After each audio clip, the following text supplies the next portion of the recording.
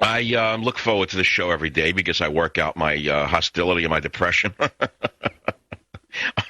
So what? What's wrong with that? That's a metaphor also. You're telling me that let us say, a competitive athlete is not working out something within him or herself through sports? Are you going to tell me that most entertainers, let's say strictly entertainers, don't have an animus within themselves that they're working out on stage? You don't understand entertainers if you think so. And I don't care how benign they present themselves. The fact is that they have an animus within them that needs activation through through their profession, if you want to call comedy or acting or whatever a profession, which certainly it can be if you're talented at it. And I would venture to propose to you listening to the show, if you'd like to comment, that most people who achieve anything in the world have something that they were trying to prove. It's not so much that they were doing it necessarily for the good of humanity or just strictly for money. I'm talking about the real achievers on the planet, not the ordinary.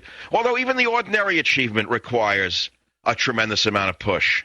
Where does that push come from? What is within a person that makes Sammy run? Remember the book, What Makes Sammy Run, many years ago? What's the animus within a person that would drive them so hard to succeed in some extraordinary way? I don't know. There's a lot of things working inside the human being, which was what makes us so utterly unbelievable. I mean, a dog lays on a step. You rub a dog on the stomach and give him a meal and take him for a walk. He lays on a step with his tongue out, rolls over for you to rub his belly. We're not dogs. We have higher aspirations. At least we should. That's what separates us from a dog. And if you just want to roll over and have the government rub your belly and give you a bone, go ahead, vote for Obama, because you've turned yourself into basically a pet. That's how I see it. I come from people who were immigrants. They all struggled. They wouldn't take a dime in a government handout. They'd rather throw themselves off a fire escape. Today, the government says you have to take it. You're not a good American unless you take a handout from the great Chairman Obama. It's crazy, the whole thing. It's upside down. But millions and millions of people see the world the way I do.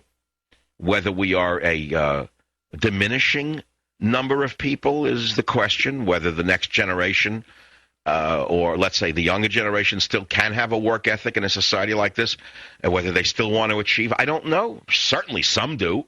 Certainly many of you listening to the show will identify with what I'm saying, and you want to achieve, you want to climb to the stars, so to speak. What drives you, though? What drives you? Why do you want to succeed? Tell me why. It's an interesting question.